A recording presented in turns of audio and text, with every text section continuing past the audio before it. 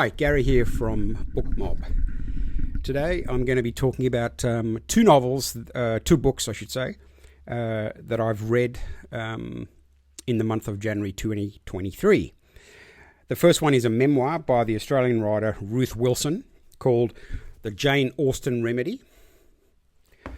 And the second is a novel by Argentinian writer Agustina, Bazterrica. Tender is the Flesh. Now, the reason I chose just to quickly, briefly talk about these two books is because these are, together, they are polar opposites. And I read them at the same time. I started Jane Austen Remedy on the 14th of January, and I started Tender is the Flesh on the 16th and finished both on the 19th. I just wanted to give you a picture that I was reading both books at the same time. Now, Tender is the Flesh is an extremely intense and visceral book about cannibalism. Now, it's not a horror story, so to speak. I mean, it's horrific in the way that the story plays out. And it's got a lot of things to say about, mass consuming. And it's got a lot of things to say about history. It's a very simple story told from the point of view of the manager of an abattoir that obviously deals with human flesh that is grown off, so to speak, harvested and grown off-site. I guess the method is the idea that animals in the world in this book develop a virus that can be transferred to humans if humans eat, cow meat, game, whatever. So all animals, including pets, had to be killed.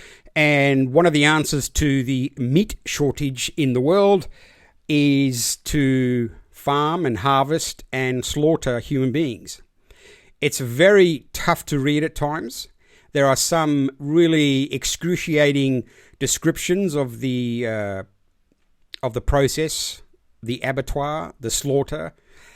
And I guess the argument in one sense is, well, they do this to animals every single day and we don't know about it. And when we go to the supermarket, our meat's wrapped and packaged and cut and sliced and diced, whatever you want. But the message is more about, well, for me, reading this book, the message is more about how people can adjust.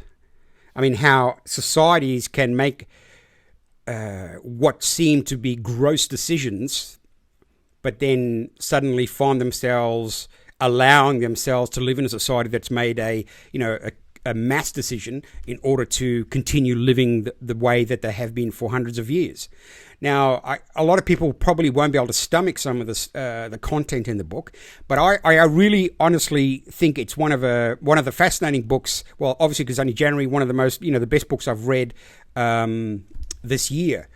And at the end of the day, I think it's worth reading because it also kind of sneaks in that history about the Holocaust and how the Nazis, corralled and put millions of people and transported them across borders and across the European continent and slaughtered them.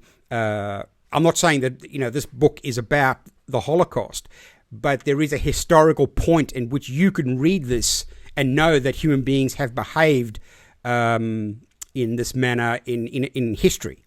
Now, the second book, The Jane Austen Remedy, it's like, having a cup of chamomile tea and finding out about a 90-year-old former educator, a woman. When she turns 70, she decides to change her life. She leaves her family and she moves to the Southern Highlands of Australia, of New South Wales. And there, she rereads the 6 novels of Jane Austen. And through each novel, she finds a big message about her own life, relationships, career, choices, decisions. So she's matching the books with major decisions in her life: friendship, love, romance. And she does a very good job of it. And it is it's a calm, soothing read. You don't feel at all conflicted by anything that she writes.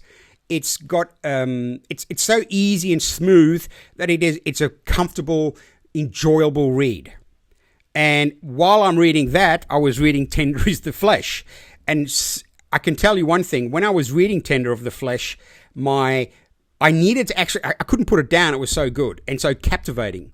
But I had to put it down because it sort of overwhelms you. The descriptions, the ideas, the metaphors, it's all in there. And by turning to the Jane Austen remedy, it was like having a sort of a time off. It's like it was relaxation.